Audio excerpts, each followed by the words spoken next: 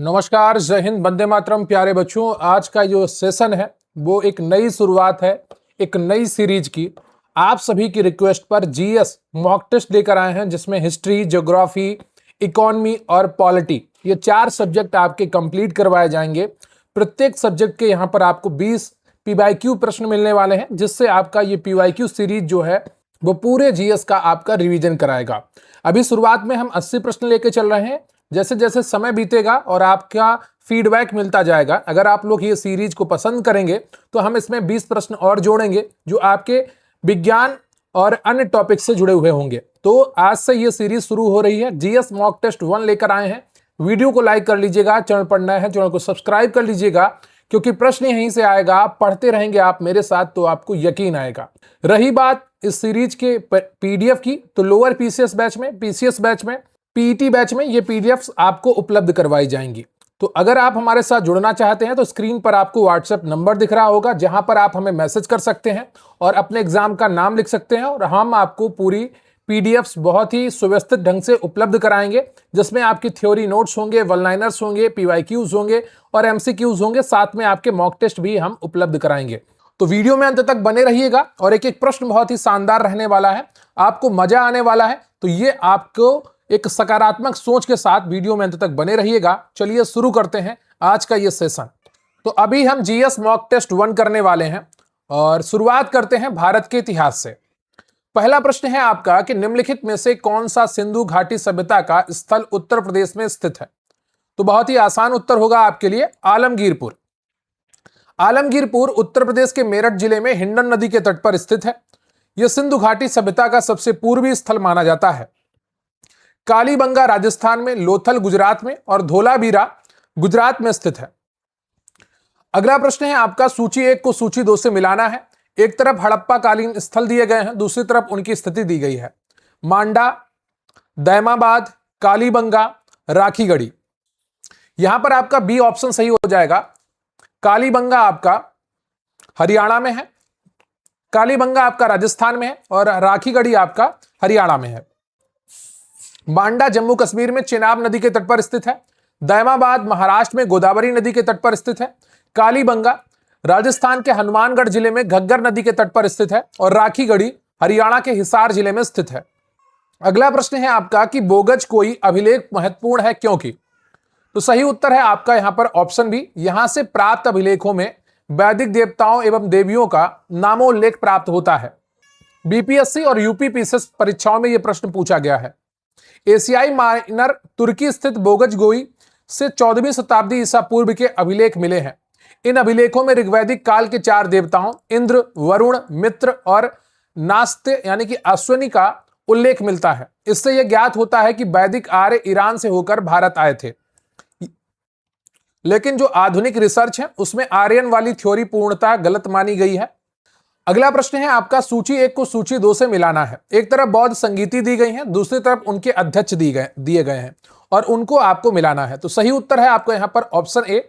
प्रथम बौद्ध संगीति के अध्यक्ष थे महाकश्यप। द्वितीय बौद्ध संगीति के जो अध्यक्ष थे वो साबकामी या सर्वकामी थे। तृतीय बौद्ध संगीति के अध्यक्ष जो थे वो थे मोगलीपुत्र तिस्स, और चतुर्थ बौद्ध संगीति के अध्यक्ष थे वसुमित्र। प्रथम बौद्ध संगीति जो थी वो 483 ईसा पूर्व में राजगृह में अजात शत्रु के शासनकाल में महाकश्यप की अध्यक्षता में हुई थी। यूपीआरओ 2017 में यह प्रश्न पूछा गया था। द्वितीय बौद्ध संगीति 383 ईसा पूर्व वैशाली में कालाशोक के काल में साब कमीर की अध्यक्षता में हुई थी या सबाकामी। तृतीय बौद्ध संगीति 250 ईसा पूर्व पाटलिपुत्र में अशोक के काल में मोगलीपुत्र तिस्स की अध्यक्षता में हुई थी। चतुर्थ बौद्ध संगीति 1वीं शताब्दी ईसा में कुंडलवन कश्मीर में कनिष्क के काल में वसुमित्र की अध्यक्षता में हुई थी। अगला प्रश्न है आपका कि जैन धर्म में त्रिरत्न के अंतर्गत निम्नलिखित में से किन्हें शामिल किया जाता है? तो सही उत्तर है आपका ऑप्शन ए, सम्यक ज्ञान, सम्यक दर्शन, सम्यक आचरण। एमपीपीएससी और यूपीपीएससी में पूछा गया प्रश्न है, जैन धर्म में मोक्ष प्राप्ति के लिए त्रिरत्न का पालन अनिवार्य बताया गया है। ये त्रिरत्न है सम्यक दर्शन यानी कि राइट फेथ, सम्यक ज्ञान यानी कि राइट नॉलेज और सम्यक आचरण यानी कि राइट कंडक्ट। बुद्ध, धम्म और संघ बौद्ध धर्म के त्रिरत्न हैं। अशोक के किस शिलालेख में कलिंग युद्ध के हताहतों का वर्णन और अशोक के हृदय परिवर्तन का उल्लेख है? तो सही उत्तर है आपका ऑप्शन सी, शिलालेख 13वां। अशोक के 13वें बृहद शिलालेख से कलिंग युद्ध 261 ईसा पूर्व का विस्तृत वर्णन मिलता है। इसमें कलिंग युद्ध में हुई भारी नरसंहार को देखकर अशोक के हृदय परिवर्तन और धम्म घोष यानी कि विस्तार की नीति छोड़कर धर्म की नीति अपनाने का उल्लेख है। इसी शिलालेख में 5 यवन राजाओं का भी उल्लेख है जहां अशोक ने धम्म प्रचारक भेजे थे। सूची 1 को सूची 2 से मिलाना है। एक तरफ लेखक हैं, दूसरी तरफ उनकी रचनाएं हैं। सही उत्तर है आपका ऑप्शन ए। विशाख दत्त की रचना है मुद्रा राक्षस, शूद्रक की रचना है मृच्छकटिकम, कामंदक की रचना है नीतिसार और कालिदास की रचना है मालविकाग्निमित्रम। विशाख दत्त ने गुप्त काल में मुद्रा राक्षस की रचना की जिसमें चंद्रगुप्त मौर्य के सत्ता में आने का वर्णन है। शूद्रक की रचना मृच्छकटिकम मिट्टी के खिलौना गाड़ी है। कामंदक ने नीतिसार लिखा जो गुप्तकालीन राजनीति शास्त्र का ग्रंथ है। कालिदास ने मालविकाग्निमित्रम, अभिज्ञान संकुतलम आदि महान ग्रंथों की रचना की है। अगला प्रश्न है आपका कि दिल्ली सल्तनत के राजवंशों का सही कालानुक्रम निम्नलिखित में से कौन सा है? गुलाम, तुगलक, खिलजी, सैयद लोदी, या गुलाम, खिलजी, तुगलक, सैयद लोदी, या खिलजी, गुलाम, तुगलक, लोदी, सैयद, या गुलाम, खिलजी, सैयद, तुगलक, लोदी। तो यहां पर जो सही उत्तर है आपका वो ऑप्शन बी है। गुलाब वंश, जो गुलाम वंश था जिसे स्लेव डायनेस्टी कहा गया, 1206 से 1290 ईस्वी तक ये शासन करता है। उसके बाद आता है खिलजी वंश 1290 से 1320 ईस्वी। फिर आता है तुगलक वंश 1320 से 1414 ईस्वी। फिर आता है सैयद वंश 1414 से 1451 ईस्वी। और फिर आता है लोधी वंश 1451 से 1526 ईस्वी तक। अगला प्रश्न है आपका सूची 1 को सूची 2 से मिलाना है। एक तरफ विभाग दिए गए हैं, दूसरी तरफ उन्हें बनाने वाले राजाओं के नाम दिए गए हैं। तो सही उत्तर है आपका यहां पर ऑप्शन ए। दीवाने अर्ज बलबन द्वारा स्थापित था और दीवाने मुस्तखराज अलाउद्दीन खिलजी द्वारा, दीवान ए कोही मोहम्मद बिन तुगलक द्वारा और दीवान ए बंदगान फिरोज शाह तुगलक के द्वारा। आरओ परीक्षा में 2021 में यह प्रश्न पूछा गया था। दीवाने ए अर्ज सैन्य विभाग था जिसकी स्थापना बलबन ने की थी। दीवाने मुस्तखराज बकाया राजस्व की वसूली अलाउद्दीन खिलजी द्वारा स्थापित किया गया। दीवान ए कोही कृषि विभाग मोहम्मद बिन तुगलक द्वारा बनाया गया और दीवाने बंदगान दासों का विभाग फिरोज शाह तुगलक ने स्थापित किया था। अगला प्रश्न है आपका कि मुगल सम्राट बाबर द्वारा लड़े गए युद्धों का सही कालानुक्रम क्या है? तो यहां पर जो सही उत्तर है आपका वो हो जाएगा बी। पानीपत का प्रथम युद्ध, खानवा का युद्ध, चंदेरी का युद्ध और घाघरा का युद्ध। पानीपत का प्रथम युद्ध 1526 में बाबर और इब्राहिम लोदी के बीच में, खानवा का युद्ध 1527 में बाबर और राणा सांगा के बीच में, चंदेरी का युद्ध 1528 बाबर और मेदिनी राय के बीच में, घाघरा का युद्ध 1529 बाबर और महमूद लोदी अफगानों के बीच में। कथन ए, मनसबदारी व्यवस्था मुगल काल में प्रशासन की रीढ़ थी। कारण दिया गया है कि यह व्यवस्था केवल सैन्य अधिकारियों के लिए लागू थी, नागरिक प्रशासन के लिए नहीं। तो सही उत्तर है आपका ऑप्शन ए। ए सही है लेकिन आर गलत है। कथन ए सही है क्योंकि अकबर द्वारा प्रारंभ की गई मनसबदारी व्यवस्था मुगल प्रशासन का मुख्य आधार थी। कारण आर गलत है क्योंकि मनसबदारी व्यवस्था केवल सैन्य अधिकारियों के लिए नहीं बल्कि नागरिक और सैन्य दोनों प्रकार के अधिकारियों के लिए लागू थी। हर अधिकारी को एक मनसब पद दिया जाता था जो उसके वेतन और स्थिति को निर्धारित करता था। अगला प्रश्न है आपका सूची 1 को सूची 2 से मिलाना है और एक तरफ विदेशी यात्री दिए गए हैं, दूसरी तरफ विजयनगर शासक दिए गए हैं। तो कौन से शासक के काल में कौन सा यात्री आया यह आपको मिलाना है और सही उत्तर है आपका ऑप्शन ए। निकोलो जो कांटी था यह आया था देवराय प्रथम के।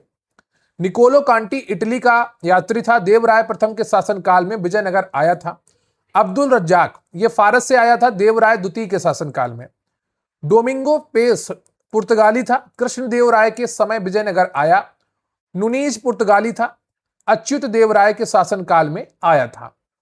अगला प्रश्न है आपका कि मराठा प्रशासन में अष्टप्रधान मंत्रिपरिषद के अंतर्गत अमात्य का मुख्य कार्य क्या था? तो सही उत्तर हो जाएगा आपका यहां पर ऑप्शन बी, राज्य के आय व्यय वित्त का लेखा जोखा रखना। शिवाजी के प्रशासन में 8 मंत्रियों की परिषद को अष्टप्रधान कहा जाता था। अमात्य या मजूमदार वित्त मंत्री होता था जो राज्य के आय व्यय का हिसाब रखता था। विदेशी मामलों का मंत्री सुमंत या दबीर कहलाता था सैन्य मामलों का प्रमुख सर ए नौबत सेनापति होता था। अगला प्रश्न है आपका कि भारत में यूरोपीय शक्तियों का आगमन का सही कालक्रम क्या है? तो सबसे पहले कौन आए और सबसे बाद में कौन आए, यह आपसे पूछा गया है।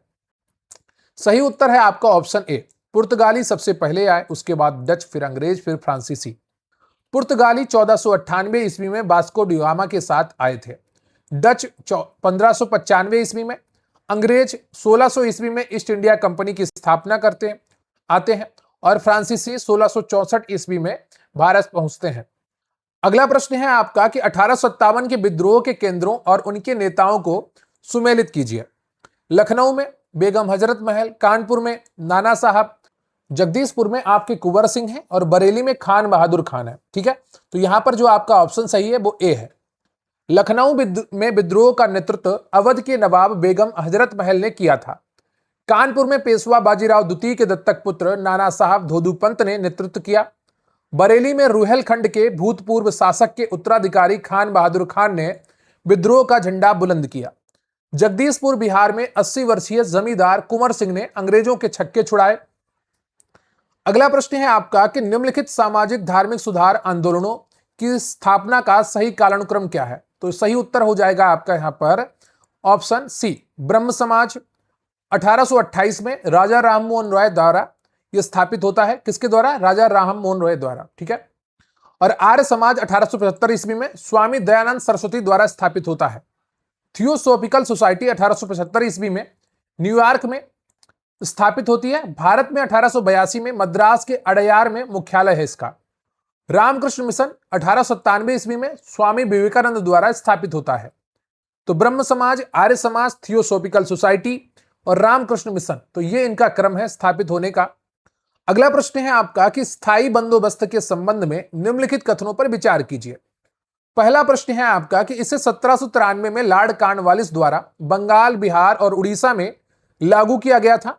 दूसरा है इसमें जमींदारों को भूमि का स्थायी स्वामी मान लिया गया। उपयुक्त में से कौन सा कथन सही है? तो सही उत्तर है आपका ऑप्शन सी, 1 और 2 दोनों। स्थायी बंदोबस्त 1793 में लॉर्ड कॉर्नवालिस द्वारा लागू किया गया था। यह ब्रिटिश भारत के लगभग 19% क्षेत्र पर लागू था। इस व्यवस्था के तहत जमींदारों को भूमि का स्वामी मान लिया गया और लगान का 10/11 भाग सरकार को देना होता था तथा 1/11 भाग अपने पास रखना होता था। इसे इस्तमरारी, जागीरदारी या मालगुजारी व्यवस्था भी कहा जाता था। अगला प्रश्न है आपका कि भारतीय राष्ट्रीय कांग्रेस के अधिवेशनों और उनके अध्यक्षों को सुमेलित कीजिए। सूरत अधिवेशन, लखनऊ अधिवेशन, बेलगाम अधिवेशन और हरिपुरा अधिवेशन। हरिपुरा अधिवेशन 1938 सुभाष चंद्र बोस, तो डी का 2 किसमें है? 2 में है। बेलगाम अधिवेशन 1924 महात्मा गांधी, सी का 1 और डी का 2, सिर्फ ए ऑप्शन में है। सूरत अधिवेशन रास बिहारी बोस और लखनऊ अधिवेशन अंबिकाचरण मजूमदार। 1907 के सूरत अधिवेशन में कांग्रेस का विभाजन हुआ था, जिसके अध्यक्ष रास बिहारी घोष थे। 1916 के लखनऊ अधिवेशन में कांग्रेस और मुस्लिम लीग के बीच समझौता हुआ, अध्यक्ष अंबिकाचरण मजूमदार थे। 1924 का बेलगाम कर्नाटक अधिवेशन एकमात्र अधिवेशन था जिसकी अध्यक्षता महात्मा गांधी ने की थी। 1938 के हरिपुरा अधिवेशन की अध्यक्षता सुभाष चंद्र बोस ने की थी। अगला प्रश्न है आपका कि महात्मा गांधी द्वारा चलाए गए निम्नलिखित आंदोलनों का सही कालानुक्रम क्या है? सही उत्तर है आपका ऑप्शन बी। सबसे पहले चंपारण सत्याग्रह अप्रैल 1917 में गांधी जी का भारत में पहला सविनय अवज्ञा आंदोलन था। अहमदाबाद मिल हड़ताल फरवरी-मार्च 1918 में पहली भूख हड़ताल थी। खेड़ा सत्याग्रह मार्च 1918 में पहला पूर्ण असहयोग आंदोलन था। रोलेट सत्याग्रह अप्रैल 1919 में पहला अखिल भारतीय आंदोलन था। अगला प्रश्न है आपका कि काकोरी ट्रेन एक्शन 1925 में निम्नलिखित में से किस क्रांतिकारी संगठन द्वारा अंजाम दिया गया था? तो सही उत्तर है आपका option B, Hindustan Republican Association. Kakori train डकैती, जिसका नाम अब उत्तर प्रदेश सरकार ने बदलकर काकोरी ट्रेन एक्शन कर दिया है, 9 अगस्त 1925 को हुई थी। इसे हिंदुस्तान रिपब्लिकन एसोसिएशन एचआरए के सदस्यों ने अंजाम दिया था, जिसकी स्थापना 1924 में कानपुर में हुई थी। इसमें राम प्रसाद बिस्मिल, अशफाक उल्ला खान, रोशन सिंह और राजेंद्र लाहिड़ी को फांसी की सजा दी गई थी। तो यह आपका हिस्ट्री का सेक्शन कंप्लीट होता है। अगला जो हमारा सेक्शन है वो ज्योग्राफी का है। प्रश्न है आपका कि निम्नलिखित में से भारत के कौन से राज्य म्यांमार के साथ अपनी सीमा साझा करते हैं? तो सही उत्तर हो जाएगा आपका यहां पर ऑप्शन ए, अरुणाचल प्रदेश, नागालैंड, मणिपुर और मिजोरम। म्यांमार के साथ भारत के 4 राज्य अपनी सीमा साझा करते हैं, अरुणाचल, नागालैंड, मणिपुर और मिजोरम। म्यांमार के साथ भारत की कुल सीमा लगभग 1643 किलोमीटर लंबी है। त्रिपुरा, मेघालय और असम म्यांमार के साथ सीमा साझा नहीं करते हैं, ये बांग्लादेश के साथ सीमा साझा करते हैं। अगला प्रश्न है आपका कि हिमालय के प्रादेशिक विभाजन के अंतर्गत कुमायूं हिमालय किन 2 नदियों के मध्य स्थित है? तो ये जो कुमायूं हिमालय है ये सतलज और काली नदी के मध्य स्थित है। सिडनी बुर्राड़ ने हिमालय का प्रादेशिक विभाजन नदियों के आधार पर किया था। पंजाब कश्मीर हिमालय सिंधु और सतलज नदियों के बीच में, कुमायूं हिमालय सतलज और काली नदियों के बीच में, मुख्यतः उत्तराखंड में है। नेपाल हिमालय काली और तीस्ता नदियों के बीच में, असम हिमालय तीस्ता और दिहांग यानी कि ब्रह्मपुत्र के बीच में। अगला प्रश्न है आपका कि निम्नलिखित में से जो सूची 1 है, सूची 2 है, इसको सुमेलित करना है। एक तरफ नदी है, दूसरी तरफ उनकी सहायक नदी है। सही उत्तर है आपका यहां पर ऑप्शन ए। गोदावरी की सहायक नदी जो है वो पेनगंगा है। कृष्णा की सहायक नदी भीमा है। कावेरी की सहायक नदी भवानी है और महानदी की सहायक नदी शिवनाथ है। गोदावरी की प्रमुख सहायक नदियां पेनगंगा, बैनगंगा, वर्धा, मंजीरा और इंद्रावती है। याद रखिएगा, इंपॉर्टेंट है, अक्सर परीक्षाओं में पूछी जाती हैं। कृष्णा की प्रमुख सहायक नदियों में तुंगभद्रा, भीमा, कोयना, मूसी। कावेरी की प्रमुख सहायक नदियों में भवानी, काविनी, अमरावती, हेमवती। महानदी की प्रमुख सहायक नदियां शिवनाथ, हंसदेव, ओंग और जोंक है। अगला प्रश्न है आपका कि भारत की जलवायु उष्णकटिबंधीय मानसूनी जलवायु है। कारण भारत कर्क रेखा द्वारा लगभग 2 बराबर भागों में विभाजित है। तो सही उत्तर है आपका ऑप्शन बी। ए और आर दोनों सही हैं, लेकिन आर ए की सही व्याख्या नहीं है। कथन ए सही है क्योंकि भारत की जलवायु मूलतः मानसूनी है। कारण आर भी सही है कि कर्क रेखा 23 डिग्री 5 मिनट उत्तरी भारत के बीच से गुजरती है और इसे उष्ण और उपोष्ण कटिबंधों में बांटती है। परंतु कारण आर और कथन ए की पूर्ण और सही व्याख्या नहीं है। भारत की मानसूनी जलवायु हिमालय पर्वत की स्थिति, हिंद महासागर के प्रभाव और वायुदाब पेटियों के खिसकाव के कारण है। अगला प्रश्न है आपका कि काली मिट्टी या रेगुर मिट्टी के संबंध में निम्नलिखित में से कौन सा कथन सत्य नहीं है?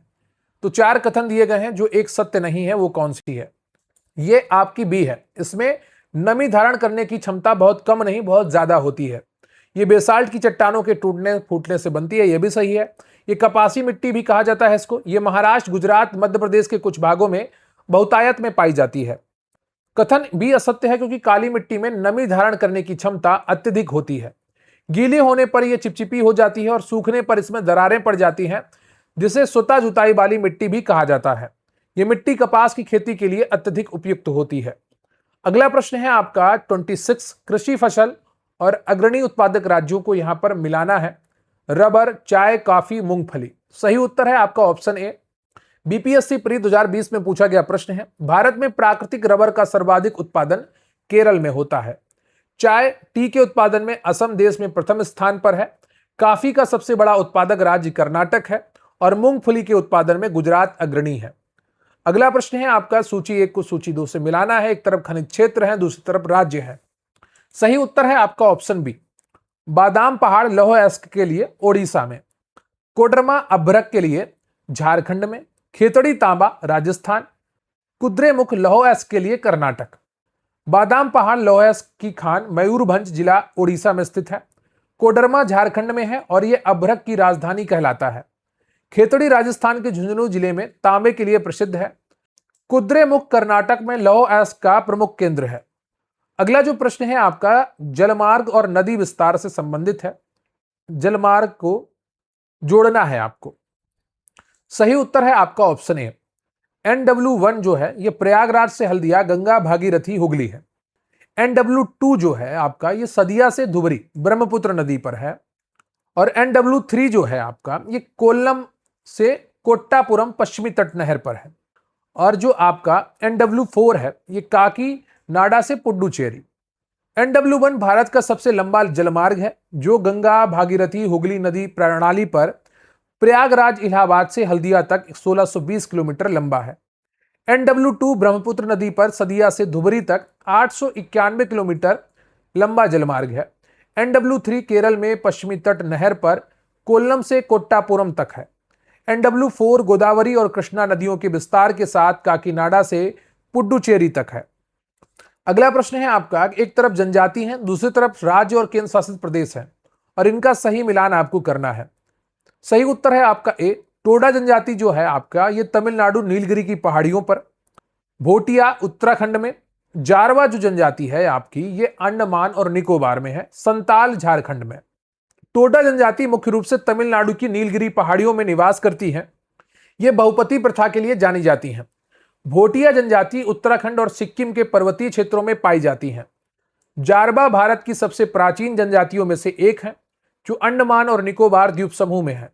संताल मुख्यतः झारखंड, पश्चिम बंगाल और ओडिशा में पाए जाते हैं। अगला प्रश्न है आपका कि निम्नलिखित में से कौन सा दर्रा और राज्य केंद्र शासित प्रदेश का युग्म सही सुमेलित नहीं है? तो सही उत्तर है आपका ऑप्शन सी। नाथुला दर्रा जो है यह आपका अरुणाचल प्रदेश में नहीं है, जो जिला लद्दाख में है, सिपिकिला हिमाचल में है और लिपू लेक उत्तराखंड में है। नाथुला और जेलेपला दर्रे सिक्किम राज्य में स्थित है। अरुणाचल प्रदेश के दर्रे बोमडिला, दीफू और यांगयाप हैं। जो जिला लद्दाख में सिपिकला हिमाचल में, सतलज नदी भारत में प्रवेश करती है और लिपू लेक उत्तराखंड में स्थित है और ये कैलाश मानसरोवर यात्रा के लिए प्रयुक्त होता है। तो सिपिकिला से जो दर्रा है इससे सतलज नदी भारत में प्रवेश करती है।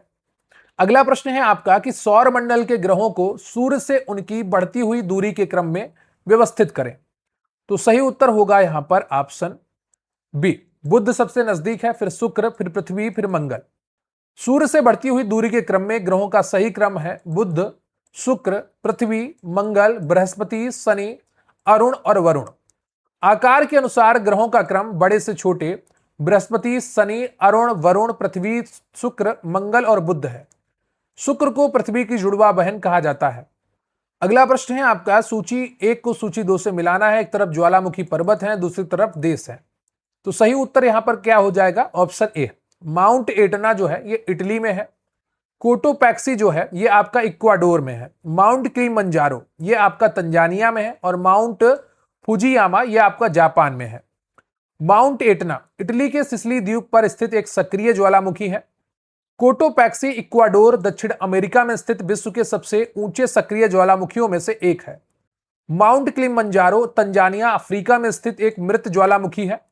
माउंट फुजियामा जापान का एक प्रसिद्ध प्रक्षुब्ध ज्वालामुखी है। अगला प्रश्न है आपका, सूची 1 को सूची 2 से मिलाना है और एक तरफ स्थानीय पवन है, दूसरी तरफ क्षेत्र या देश है। तो सही उत्तर है आपका यहां पर ऑप्शन ए। चिनुक जो है एक गर्म और शुष्क पवन है जो राकी पर्वत के पूर्वी ढलानों पर बहती है। इसे हिमभच्छी भी कहते हैं। सिरोको सहारा मरुस्थल से भूमध्य सागर पार करके इटली तक बहने वाली गर्म पवन है जो लाल रेत के कारण इटली में रक्त वर्षा कराती है। खमसिन मिस्र में बहने वाली गर्म शुष्क पवन है। फॉन आल्पस पर्वत पर उत्तरी ढलानों पर बहने वाली गर्म पवन है। अगला प्रश्न है आपका कि निम्नलिखित में से कौन सी एक ठंडी महासागरीय जलधारा नहीं है? तो सही उत्तर है आपका ऑप्शन सी। अगुलाहास जो जलधारा है यह आपकी हिंद महासागर में प्रवाहित होने वाली एक गर्म जलधारा है। हम्बोल्ट या पेरू जलधारा प्रशांत महासागर की ठंडी जलधारा है। बेंगुएला अटलांटिक महासागर की ठंडी जलधारा है। लेब्राडोर भी उत्तरी अटलांटिक महासागर की एक प्रमुख ठंडी जलधारा है। अगला प्रश्न है आपका कि भूमध्य रेखा निम्नलिखित में से किस अफ्रीकी देश से होकर नहीं गुजरती है? तो सही उत्तर है आपका ऑप्शन डी, जाम्बिया। भूमध्य रेखा 0 डिग्री अक्षांश जाम्बिया से होकर नहीं गुजरती है। जाम्बिया भूमध्य रेखा के दक्षिण में स्थित है। अफ्रीका में भूमध्य रेखा गैबान, कांगो गणराज्य, कांगो लोकतांत्रिक गणराज्य, Uganda, Kenya, Sao Tomé, Prinsep तथा सोमालिया से गुजरती है। विक्टोरिया झील से भी भूमध्य रेखा गुजरती है। अगला प्रश्न है आपका कि विश्व की सबसे गहरी झील कौन सी है? तो सही उत्तर है आपका ऑप्शन बी, बैकाल झील। बैकाल झील रूस साइबेरिया में स्थित है और यह दुनिया की सबसे गहरी मीठे पानी की झील है। कैस्पियन सागर क्षेत्रफल के हिसाब से दुनिया की सबसे बड़ी झील है खारे पानी की। सुपीरियर झील मीठे पानी की सबसे बड़ी झील है क्षेत्रफल में।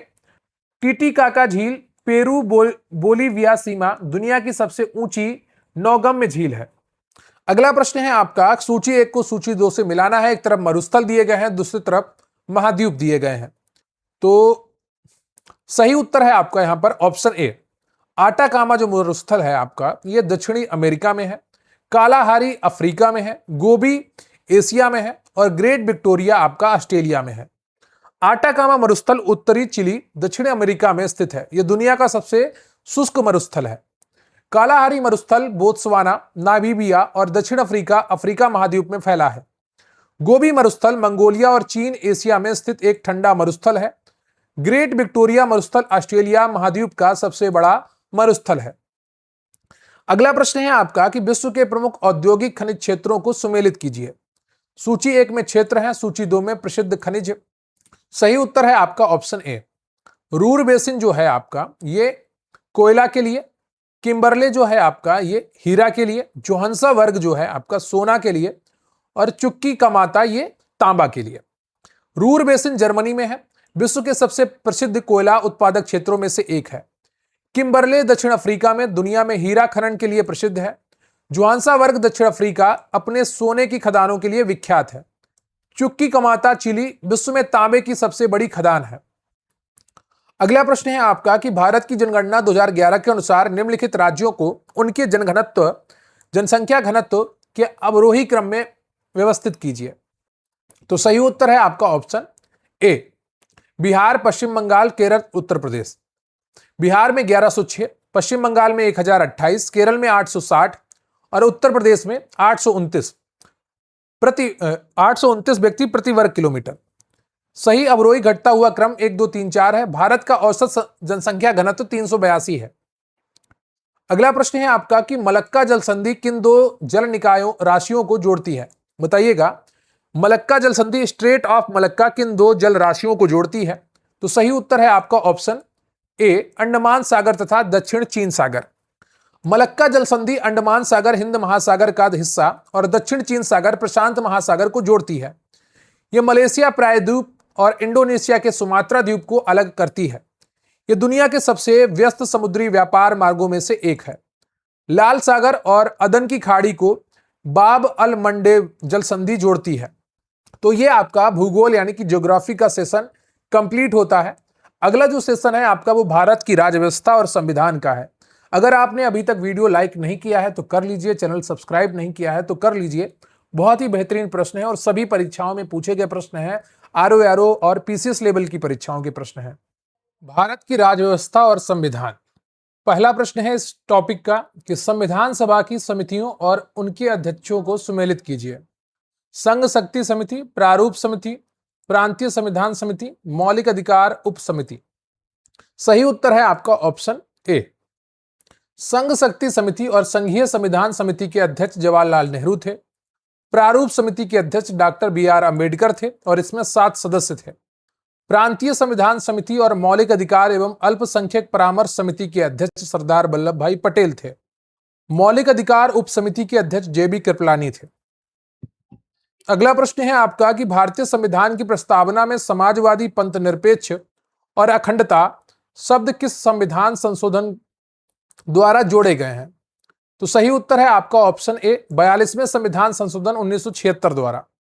प्रस्तावना में अब तक केवल एक बार संशोधन किया गया है, 42वें संशोधन 1976 द्वारा।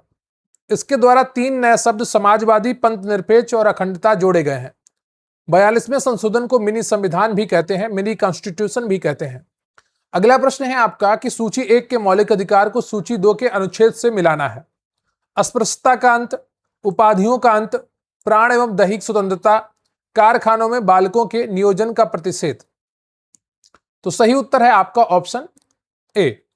अनुच्छेद 17 अस्पृश्यता छुआछूत के अंत की बात करता है। अनुच्छेद 18 उपाधियों के अंत, सैन्य और विद्या संबंधी सम्मान के अलावा, विद्या यानी कि शिक्षा से जुड़ी हुई जो उपाधियां मिलती हैं वो बनी रहेंगी। अनुच्छेद 21 प्राण एवं दैहिक स्वतंत्रता का संरक्षण। अनुच्छेद 24 कारखानों, खदानों आदि में 14 वर्ष से कम आयु के बच्चों के नियोजन पर प्रतिबंध। अगला प्रश्न है आपका कथन और कारण पर दिया गया है। कथन है कि राज्य के नीति निर्देशक तत्व देश के शासन में मूलभूत हैं और विधि बनाने में इन तत्वों को लागू करना राज्य का कर्तव्य होगा। कारण दिया गया है कि नीति निर्देशक तत्व न्यायालयों द्वारा प्रवर्तनीय है। तो यहां पर आपका ए सही है लेकिन आर गलत है। कथन ए सही है, अनुच्छेद 37 के अनुसार डीपीएसपी देश के शासन में मूलभूत है और कानून बनाते समय इन्हें लागू करना राज्य का कर्तव्य होगा। कारण आर गलत है, डीपीएसपी की प्रगति गैर न्यायोचित है, अर्थात इन्हें लागू कराने के लिए न्यायालय की शरण नहीं ली जा सकती है। अनुच्छेद 37 ये संविधान के भाग 4 अनुच्छेद 36 से 51 में वर्णित है और आयरलैंड के संविधान से प्रेरित है। अगला प्रश्न है आपका कि मौलिक कर्तव्यों के संबंध में निम्नलिखित कथनों पर विचार कीजिए। पहला है, इन्हें स्वर्ण सिंह समिति की सिफारिश पर 42वें संशोधन द्वारा संविधान में जोड़ा गया। दूसरा है, वर्तमान में इनकी कुल संख्या 11 है। तो सही उत्तर है आपका ऑप्शन सी, 1 और 2 दोनों कथन सही हैं। मौलिक कर्तव्य मूल संविधान का हिस्सा नहीं थे। इन्हें 1976 में सरदार स्वर्ण सिंह समिति की सिफारिश पर भाग 4A अनुच्छेद 51A में जोड़ा गया। प्रारंभ में 10 मौलिक कर्तव्य जोड़े गए थे। 11वां कर्तव्य 6 से 14 वर्ष के बच्चों को शिक्षा के अवसर प्रदान करना 86वां संविधान संशोधन 2002 द्वारा जोड़ा गया। अगला प्रश्न है आपका कि भारत के राष्ट्रपति के निर्वाचक मंडल में निम्नलिखित में से कौन शामिल नहीं होता है। तो ऑप्शन डी आपका यहां पर सही है। राज्यों के विधान परिषदों के निर्वाचित सदस्य इसमें शामिल नहीं होते हैं। संसद के दोनों सदनों के निर्वाचित सदस्य, राज्यों की विधानसभाओं के निर्वाचित सदस्य और दिल्ली और पुडुचेरी विधानसभाओं के निर्वाचित सदस्य शामिल होते हैं। राष्ट्रपति का चुनाव अनुच्छेद 54 के तहत एक निर्वाचक मंडल द्वारा होता है। इसमें लोकसभा, राज्यसभा और राज्य की विधानसभाओं के केवल निर्वाचित सदस्य भाग लेते हैं। मनोनीत सदस्य और राज्य विधान परिषदों के सदस्य राष्ट्रपति चुनाव में भाग नहीं लेते हैं। संसद के दोनों सदनों की संयुक्त बैठक किस अनुच्छेद के तहत बुलाई जाती है और इसकी अध्यक्षता कौन करता है। तो सही उत्तर है आपका ऑप्शन बी, अनुच्छेद 108 लोकसभा अध्यक्ष। किसी साधारण विधेयक पर गतिरोध होने पर राष्ट्रपति अनुच्छेद 108 के तहत दोनों सदनों की संयुक्त बैठक बुलाता है। इस संयुक्त बैठक की अध्यक्षता अनुच्छेद 118(4) के तहत लोकसभा अध्यक्ष करता है। धन विधेयक और संविधान संशोधन विधेयक पर संयुक्त बैठक का प्रावधान नहीं है। अगला प्रश्न है आपका कि सर्वोच्च न्यायालय की मूल अधिकारिता के अंतर्गत निम्नलिखित में से कौन सा विवाद शामिल नहीं है। तो सही उत्तर है आपका ऑप्शन डी, 2 राज्यों के बीच नदी जल विवाद। अनुच्छेद 131 के तहत सर्वोच्च न्यायालय की मूल अधिकारिता में संघ और राज्यों के बीच या राज्यों के आपसी विवाद शामिल है। अंतरराज्यीय नदी जल विवाद अनुच्छेद 265 के तहत न्यायाधिकरण द्वारा सुलझाए जाते हैं, यानी कि ट्रिब्यूनल द्वारा। ये सर्वोच्च न्यायालय के मूल अधिकार क्षेत्र से बाहर है। मौलिक अधिकारों के लिए रिट जारी करना अनुच्छेद 32 सर्वोच्च न्यायालय का मूल लेकिन अनन्य अधिकार नहीं है। हाईकोर्ट को भी अनुच्छेद 226 के तहत अधिकार है। अगला प्रश्न है आपका, किसी राज्य में विधान परिषद के सृजन या उत्सादन का अधिकार किसे प्राप्त है। तो सही उत्तर है आपका ऑप्शन बी, संसद को। अनुच्छेद 169 के अनुसार संसद किसी राज्य में विधान परिषद का सृजन या उत्सादन कर सकती है। इसके लिए संबंधित राज्य की विधानसभा को विशेष बहुमत, कुल सदस्यों का बहुमत और उपस्थित एवं मतदान करने वालों का 2/3 से एक प्रस्ताव पारित करना होता है। वर्तमान 6 राज्यों में यूपी, बिहार, महाराष्ट्र, कर्नाटक, आंध्र प्रदेश और तेलंगाना में विधान परिषद है। अगला प्रश्न है आपका कि कथन ए, उच्च न्यायालय के न्यायाधीशों को भारत के मुख्य न्यायाधीश द्वारा नियुक्त किया जाता है। कारण दिया गया है, उच्च न्यायालय के न्यायाधीशों का वेतन राज्य की संचित निधि से दिया जाता है। तो सही उत्तर है आपका ए गलत है लेकिन आर सही है, क्योंकि उच्च न्यायालय के न्यायाधीशों की नियुक्ति अनुच्छेद 217 के तहत राष्ट्रपति द्वारा की जाती है, न कि भारत के मुख्य न्यायाधीश द्वारा। उच्च न्यायालय के न्यायाधीशों का वेतन राज्य की संचित निधि से दिया जाता है, परंतु उनकी पेंशन भारत की संचित निधि से दी जाती है। अगला प्रश्न है आपका कि पंचायती राज व्यवस्था से संबंधित निम्नलिखित समितियों का उनके गठन के वर्ष के अनुसार कालानुक्रम में व्यवस्थित कीजिए। तो सही उत्तर है आपका ऑप्शन ए, 3, 4, 1, 2। सबसे पहले बलवंत राय मेहता समिति आती है 1957 में, जो त्रिस्तरीय पंचायती राज की सिफारिश करती है। फिर अशोक मेहता समिति बनती है 1970 में, जो द्विस्तरीय प्रणाली की सिफारिश करती है। फिर बनती है जेवीके समिति, जो 1985 में बनती है, जेवीके राव समिति। फिर आती है एमएल सिंघवी समिति 1986। ये पंचायतों को संवैधानिक दर्जा देने की सिफारिश करती है। सूची 1 विषय को सूची 2 से मिलाना है। संविधान की 7वीं अनुसूची की सूचियां जो हैं, तो रक्षा जो है आपकी ये संघ सूची का विषय है। पुलिस और सार्वजनिक व्यवस्था ये राज्य सूची का विषय है। शिक्षा और वन ये आपके समवर्ती सूची के विषय हैं। तो सही उत्तर हो जाएगा आपका ऑप्शन ए। रक्षा, विदेश मामले, रेलवे आदि संघ सूची के विषय हैं। पुलिस, सार्वजनिक व्यवस्था, कृषि आदि राज्य सूची के विषय हैं। शिक्षा और वन को 42वें संशोधन 1976 द्वारा राज्य सूची से समवर्ती सूची में स्थानांतरित कर दिया गया है। अगला प्रश्न है आपका कि भारत के निर्वाचन आयोग के संबंध में अनुच्छेद 324 के अंतर्गत कौन सा चुनाव शामिल नहीं है? तो सही उत्तर है आपका ऑप्शन डी, पंचायतों एवं नगर पालिकाओं का चुनाव। अनुच्छेद 324 के तहत भारत का निर्वाचन आयोग संसद, लोकसभा, राज्यसभा, राज्य विधानमंडलों, राष्ट्रपति और उपराष्ट्रपति के चुनावों का अधीक्षण, निर्देशन और नियंत्रण करता है। पंचायतों और नगर पालिकाओं, स्थानीय निकायों के चुनाव अनुच्छेद 243 के और अनुच्छेद 243 ZA के तहत राज्य निर्वाचन आयोग द्वारा संपन्न कराए जाते हैं। अगला प्रश्न है आपका कि राज्य लोक सेवा आयोग SPSC के अध्यक्ष और सदस्यों की नियुक्ति राज्यपाल द्वारा की जाती है। उन्हें पद से हटाने का अधिकार भी केवल राज्यपाल के पास है। तो यहां पर आपका ए सही हो जाएगा, लेकिन आर गलत है, क्योंकि अनुच्छेद 316 के तहत SPSC के अध्यक्ष और सदस्यों की नियुक्ति राज्य का राज्यपाल करता है, लेकिन SPSC के अध्यक्ष और सदस्यों को पद से हटाने का अधिकार केवल भारत के राष्ट्रपति को है, राज्य के राज्यपाल को नहीं। अनुच्छेद 317 में यह वर्णित है। अगला प्रश्न है आपका कि वित्त आयोग के संबंध में निम्नलिखित में से कौन सा कथन सत्य है? तो सही उत्तर है आपका ऑप्शन बी, इसका गठन संविधान के अनुच्छेद 280 के तहत राष्ट्रपति द्वारा प्रत्येक 5 वर्ष में किया जाता है। वित्त आयोग एक संवैधानिक निकाय है जिसका गठन अनुच्छेद 280 के तहत राष्ट्रपति द्वारा प्रत्येक 5 वर्ष में किया जाता है। इसके एक अध्यक्ष और 4 अन्य सदस्य होते हैं, कुल 5 सदस्य। वित्त आयोग का मुख्य कार्य केंद्र और राज्य के बीच करों के बंटवारे की सिफारिश करना है। इसकी सिफारिशें सलाहकार प्रकृति की होती हैं, बाध्यकारी नहीं। अगला प्रश्न है आपका कि संविधान संशोधनों को उनके प्रावधानों से सुमेलित कीजिए। और 52वां जो है आपका दल बदल विरोधी कानून है। 61वां है वो मतदान की आयु 21 से घटाकर 18 करना है। 73 संशोधन जो है आपका वो पंचायती राज संस्थाओं के संवैधानिक दर्जे से है। और 86वां जो है वो शिक्षा के अधिकार से है। तो यहां पर आपका ए ऑप्शन सही हो जाएगा। 52वां संविधान संशोधन 1985 में आता है। 10वीं अनुसूची जोड़ी गई और दल बदल विरोधी कानून लाया गया। 61वां संशोधन 1989, मतदान की आयु 21 से घटाकर 18 वर्ष की गई। 73वां संशोधन भाग 9 जोड़ा गया और पंचायती राज को संवैधानिक दर्जा मिला। 86वां संशोधन 2002 अनुच्छेद 21A शिक्षा का अधिकार जोड़ा गया। अगला प्रश्न है आपका कि राष्ट्रीय आपातकाल के संबंध में निम्नलिखित में से कौन सा कथन असत्य है?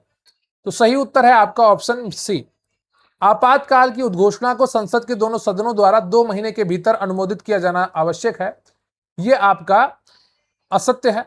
यह अनुच्छेद 352 के तहत युद्ध, बाह्य आक्रमण या सशस्त्र विद्रोह के आधार पर घोषित किया जा सकता है, यह भी सही है। 44वें संशोधन के बाद आंतरिक अशांति शब्द को हटाकर सशस्त्र विद्रोह जोड़ा गया, यह भी सही है। अनुच्छेद और 20-21 के तहत दिए गए मौलिक अधिकार राष्ट्रीय आपातकाल के दौरान भी निलंबित नहीं किए जा सकते हैं। 44वें संविधान संशोधन 1978 के बाद राष्ट्रीय आपातकाल की घोषणा को संसद के दोनों सदनों द्वारा 1 महीने यानी कि 30 दिन के भीतर विशेष बहुमत से अनुमोदित किया जाना आवश्यक है। पहले यह 2 महीने था। अनुच्छेद 359 के तहत राष्ट्रपति आपातकाल के दौरान मूल अधिकारों के प्रवर्तन को निलंबित कर सकता है, लेकिन अनुच्छेद 20 अपराधों के लिए 2 सिद्धि और 21 प्राण एवं दैहिक स्वतंत्रता को कभी निलंबित नहीं होते हैं। अगला प्रश्न है आपका कि संविधान की अनुसूची 1 को 2 से मिलाना है। तीसरी अनुसूची, चौथी अनुसूची, 8वीं अनुसूची, 10वीं अनुसूची। तो 10वीं अनुसूची आपकी दल बदल के आधार पर अयोग्यता से संबंधित है। 8वीं अनुसूची मान्यता प्राप्त भाषाओं से संबंधित है। तीसरी अनुसूची शपथ या प्रतिज्ञान के प्रारूप से संबंधित है और चौथी अनुसूची राज्यसभा के स्थानों के आवंटन से संबंधित है।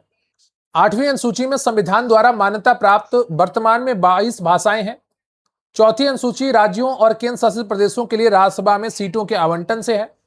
अगला प्रश्न है आपका कि सूची 1 को सूची 2 से मिलाना है। राज्य के नीति निर्देशक तत्व, मौलिक अधिकार, संसदीय शासन प्रणाली और समवर्ती सूची किस देश के संविधान से लिए गए हैं? तो जो मौलिक अधिकार हैं USA, 1 संसदीय शासन प्रणाली ब्रिटेन, समवर्ती सूची ऑस्ट्रेलिया और राज्य के नीति निर्देशक तत्व आयरलैंड। आपका ए ऑप्शन सही हो जाएगा। अगला प्रश्न है आपका कि भारत के नियंत्रक एवं महालेखा परीक्षक के संबंध में निम्नलिखित कथनों पर विचार कीजिए। इनकी नियुक्ति अनुच्छेद 148 के तहत राष्ट्रपति द्वारा की जाती है। इनका कार्यकाल 6 वर्ष या 65 वर्ष की आयु जो भी पहले हो तक होता है। ये अपना त्यागपत्र भारत के मुख्य न्यायाधीश को सौंपते हैं। तो सही उत्तर हो जाएगा आपका यहां पर केवल 1 और 2। कथन 1 और 2 सही है। CAG controller and auditor general की नियुक्ति राष्ट्रपति द्वारा की जाती है और इनका कार्यकाल 6 वर्ष या 65 वर्ष की आयु तक होता है। कैग अपना त्यागपत्र राष्ट्रपति को सौंपते हैं। इन्हें पद से उसी रीति से हटाया जा सकता है जैसे सर्वोच्च न्यायालय के न्यायाधीश को महाभियोग जैसी प्रक्रिया द्वारा। तो ये आपका पॉलिटी का सेक्शन कंप्लीट होता है। अगला जो सेक्शन है वो है अर्थव्यवस्था यानी कि इकोनॉमी का। अर्थव्यवस्था की बात करें तो प्रश्न है आपका कि भारत में राष्ट्रीय आय का आकलन किसके द्वारा किया जाता है। 4 ऑप्शन है, नीति आयोग, भारतीय रिजर्व बैंक, राष्ट्रीय सांख्यिकी कार्यालय या वित्त मंत्रालय। तो सही उत्तर है आपका ऑप्शन सी, राष्ट्रीय सांख्यिकी कार्यालय। भारत में राष्ट्रीय आय, जीडीपी और प्रति व्यक्ति आय का आकलन राष्ट्रीय सांख्यिकी कार्यालय एनएसओ द्वारा किया जाता है। एनएसओ सांख्यिकी और कार्यक्रम कार्यान्वयन मंत्रालय एमओएसपीआई के अंतर्गत आता है। पहले ये कार्य केंद्रीय सांख्यिकी कार्यालय सीएसओ द्वारा कराया जाता था, जिसे 2019 में एनएसओ के साथ मिलाकर एनएसओ बना दिया गया। अगला प्रश्न है आपका कि नीति आयोग के संबंध में निम्नलिखित में से कौन सा कथन असत्य है। इसका गठन 1 जनवरी 2015 को योजना आयोग के स्थान पर किया गया, बिल्कुल सही है। यह एक संवैधानिक निकाय है, यही गलत कथन है। ठीक है, यह एक संवैधानिक निकाय नहीं है, बल्कि इसका जो निर्माण है वो एक कैबिनेट प्रस्ताव के द्वारा किया गया। एक गैर वैधानिक निकाय है। ये भारत सरकार के एक प्रमुख थिंक टैंक के रूप में कार्य करता है। अगला प्रश्न है आपका कि भारत के कृषि क्षेत्र में मुख्य रूप से किस प्रकार की बेरोजगारी पाई जाती है। तो सही उत्तर है आपका ऑप्शन सी, प्रच्छन्न या छिपी हुई बेरोजगारी। कृषि क्षेत्र में मुख्य रूप से प्रच्छन्न या छिपी हुई बेरोजगारी पाई जाती है। इस स्थिति में किसी काम में आवश्यकता से अधिक लोग लगे होते हैं। यदि कुछ लोगों को काम से हटा दिया जाए तो भी कुल उत्पादन पर कोई प्रभाव नहीं पड़ता है। यहाँ सीमांत उत्पादकता शून्य होती है। अगला प्रश्न है आपका कि भारत में कृषि फसलों के लिए न्यूनतम समर्थन मूल्य की सिफारिश किसके द्वारा की जाती है। तो सही उत्तर है आपका ऑप्शन बी, कृषि लागत और मूल्य आयोग के द्वारा। एमएसपी की सिफारिश कृषि लागत और मूल्य आयोग द्वारा की जाती है। सीएसीपी कृषि एवं किसान कल्याण मंत्रालय के तहत कार्य करता है। एमएसपी पर अंतिम निर्णय आर्थिक मामलों के मंत्रिमंडल समिति लेती है, जिसकी अध्यक्षता प्रधानमंत्री करते हैं। 22 अनिवार्य फसलों और गन्ने के लिए एमएसपी घोषित किया जाता है। अगला प्रश्न है आपका कि निम्नलिखित में से कौन सा कर प्रत्यक्ष कर का उदाहरण है। ये पिछले प्रश्न में गन्ने के लिए एफआरपी, ठीक है, क्या एफआरपी घोषित किया जाता है। निगम कर, माल एवं सेवा कर, आयकर और सीमा शुल्क। तो पूछा गया है कौन से प्रत्यक्ष कर हैं, यानी कि डायरेक्ट टैक्स हैं। तो यहां पर जो सही उत्तर है आपका वो ऑप्शन ए है, केवल निगम कर और आयकर ये डायरेक्ट टैक्स हैं, बाकी सभी इनडायरेक्ट हैं। आयकर, निगम कर, संपत्ति कर और पूंजीगत लाभ कर प्रत्यक्ष कर होते हैं, जिनका भार उसी व्यक्ति पर पड़ता है जिस पर वह लगाया जाता है। जीएसटी, सीमा शुल्क और उत्पाद शुल्क अप्रत्यक्ष कर होते हैं, जिन्हें अंतिम उपभोक्ता पर हस्तांतरित किया जा सकता है। अगला प्रश्न है आपका कथन ए, भारतीय रिजर्व बैंक आरबीआई बैंकों का बैंक और अंतिम ऋणदाता के रूप में कार्य करता है। कारण बताया गया है कि आरबीआई सीधे आम जनता के खाते खोलता है और उन्हें ऋण प्रदान करता है। तो सही उत्तर है आपका ऑप्शन ए सही है, लेकिन आर गलत है। आरबीआई वाणिज्यिक बैंकों को आवश्यकता पड़ने पर ऋण उपलब्ध कराता है, इसलिए इसे अंतिम ऋणदाता भी कहा जाता है। कारण आर गलत है क्योंकि आरबीआई केवल सरकार और अन्य बैंकों के साथ लेन देन करता है। आम जनता सीधे आरबीआई में खाता नहीं खोल सकती है या उससे ऋण नहीं ले सकती है। अगला प्रश्न है आपका कि मौद्रिक नीति के संदर्भ में रेपो दर का क्या अर्थ है। तो सही उत्तर है आपका यहां पर ऑप्शन बी, वह दर जिस पर आरबीआई वाणिज्यिक बैंकों को अल्पकालिक ऋण देता है। रेपो दर वह ब्याज दर है जिस पर भारतीय रिजर्व बैंक तरलता की कमी होने पर वाणिज्यिक बैंकों को अल्पकालिक ऋण प्रदान करता है। रिवर्स रेपो दर वह दर है जिस पर बैंक अपना अतिरिक्त धन आरबीआई के पास जमा कराते हैं। मुद्रास्फीति को नियंत्रित करने के लिए आरबीआई रेपो दर में वृद्धि करता है। अगला प्रश्न है आपका कि भारत के केंद्रीय बजट में राजकोषीय घाटा क्या दर्शाता है। तो सही उत्तर है आपका ऑप्शन बी, कुल प्राप्तियों उधार छोड़कर और कुल व्यय के बीच का अंतर। राजकोषीय घाटा कुल व्यय माइनस राजस्व प्राप्तियां प्लस गैर ऋण पूंजीगत प्राप्तियां। सरल शब्दों में यह सरकार की कुल उधारी को दर्शाता है।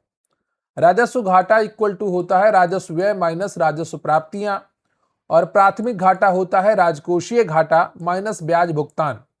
अगला प्रश्न है आपका कि माल एवं सेवा कर जीएसटी के संबंध में निम्नलिखित में से कौन सा कथन सत्य है? तो सही उत्तर है आपका ऑप्शन बी। इसे 101 में संविधान संशोधन अधिनियम 2016 द्वारा लागू किया गया था। जीएसटी को 101 में संविधान संशोधन अधिनियम 1 जुलाई 2017 से लागू किया गया। यह एक गंतव्य आधारित अप्रत्यक्ष कर है, यानी कि डेस्टिनेशन बेस्ड इनडायरेक्ट टैक्स है। कच्चा तेल, पेट्रोल, डीजल, उड्डयन टरबाइन ईंधन, प्राकृतिक गैस और मानव उपभोग के लिए शराब जीएसटी के दायरे से बाहर है। जीएसटी परिषद अनुच्छेद 279 ए की अध्यक्षता में केंद्रीय वित्त मंत्री करते हैं। तो जीएसटी परिषद अनुच्छेद 279 ए के तहत बनती है और इसकी अध्यक्षता केंद्रीय वित्त मंत्री करते हैं। अगला प्रश्न है आपका कि भारत में मुद्रास्फीति को मापने के लिए मुख्य रूप से किस सूचकांक का उपयोग किया जाता है? तो सही उत्तर है आपका ऑप्शन बी, उपभोक्ता मूल्य सूचकांक संयुक्त CPIC। अप्रैल 2014 से भारतीय रिजर्व बैंक ने मौद्रिक नीति और मुद्रास्फीति लक्ष्यीकरण के लिए मुख्य उपाय के रूप में उपभोक्ता मूल्य सूचकांक को अपना लिया है। इससे पहले थोक मूल्य सूचकांक का उपयोग किया जाता था। CPI वस्तुओं और सेवाओं दोनों की कीमतों में बदलाव को मापता है, जबकि WPI केवल वस्तुओं को। अगला प्रश्न है आपका कि भुगतान संतुलन के चालू खाते में निम्नलिखित में से किसे शामिल नहीं किया जाता है? तो सही उत्तर है आपका ऑप्शन सी, विदेशी प्रत्यक्ष निवेश और विदेशी पोर्टफोलियो निवेश। भुगतान संतुलन की दो मुख्य खाते होते हैं, एक तो चालू खाता और दूसरा पूंजी खाते। FDI और FPI विदेशी ऋण और NRI जमा पूंजी खाते का हिस्सा है। वस्तुओं का व्यापार, दृश्य व्यापार, सेवाओं का व्यापार, अदृश्य व्यापार, आय और एक तरफा हस्तांतरण जैसे रेमिटेंस चालू खाते में आते हैं। अगला प्रश्न है आपका, सूची 1 को सूची 2 से मिलाना है। एक तरफ अंतरराष्ट्रीय संगठन दिए गए हैं जो फाइनेंशियल बॉडीज हैं अंतरराष्ट्रीय, और दूसरी तरफ उनके मुख्यालय दिए गए हैं। इनका मिलान आपको करना है। सही उत्तर है आपका ऑप्शन ए।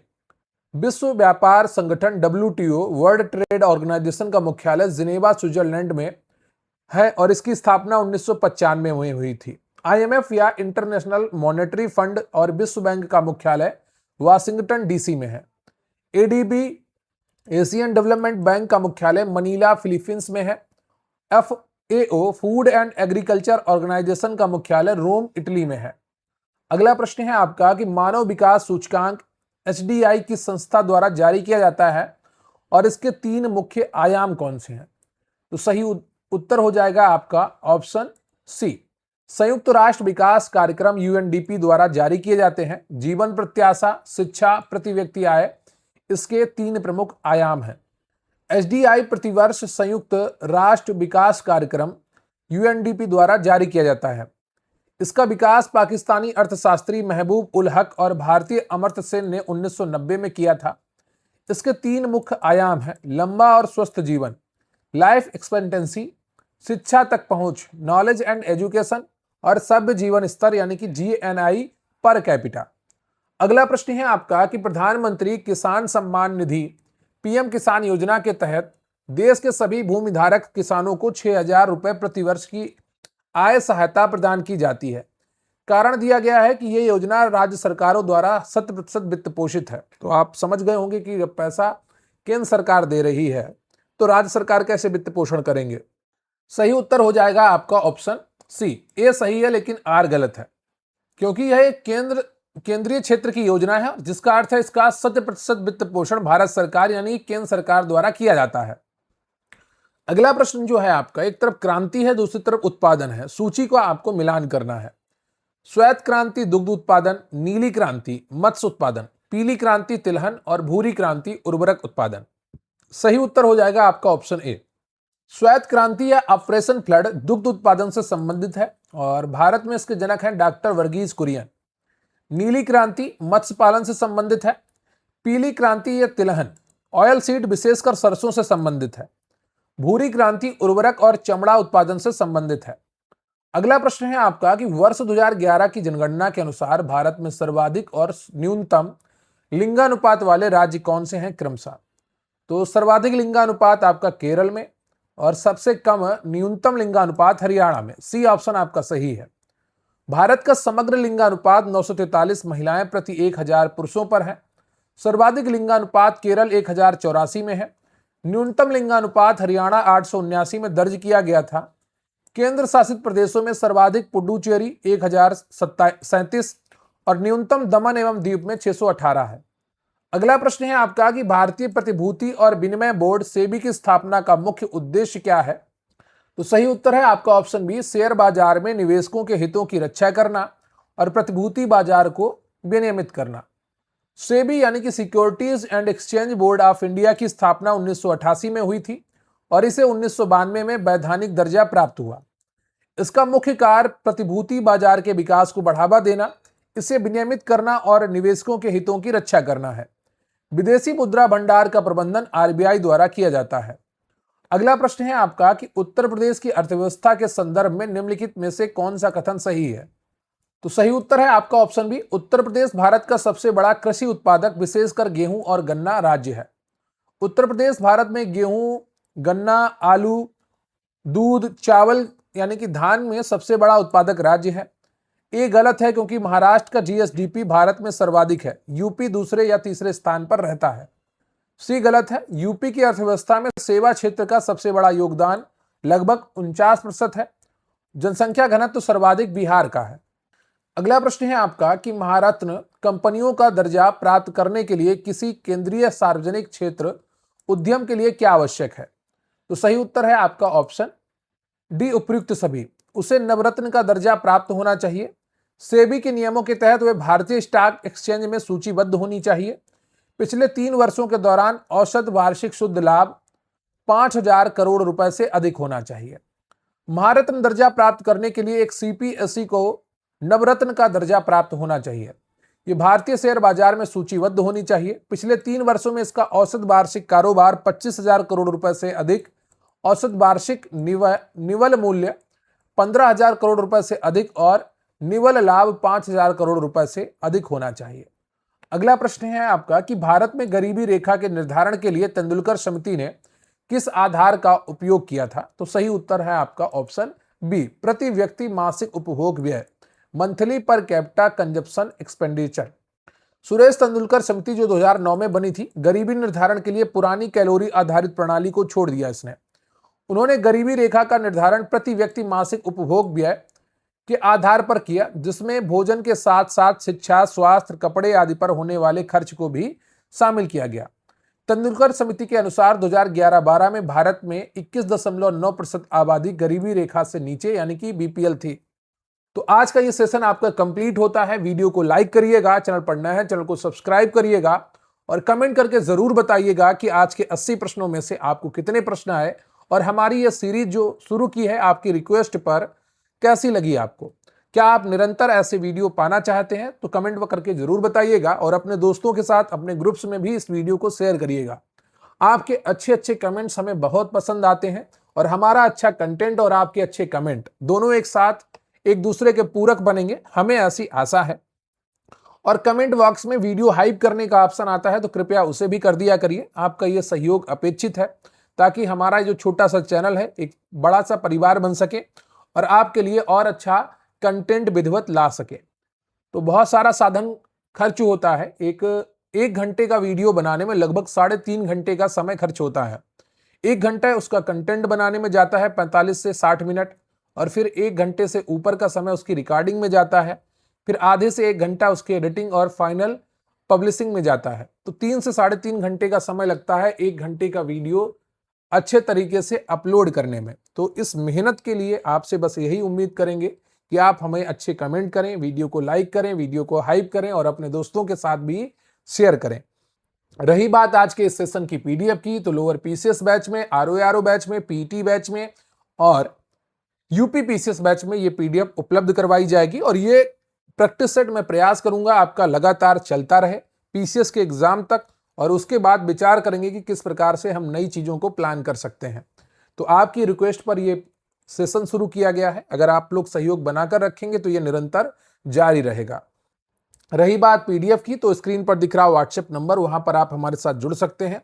अपने एग्जाम का नाम लिखिए व्हाट्सएप पर जाकर और हम आपको बहुत अच्छे notes, one liners, PYQs, MCQs और इस प्रकार के प्रैक्टिस सेट लगातार उपलब्ध करवाते रहेंगे ताकि आपका रिवीजन भी होता रहे।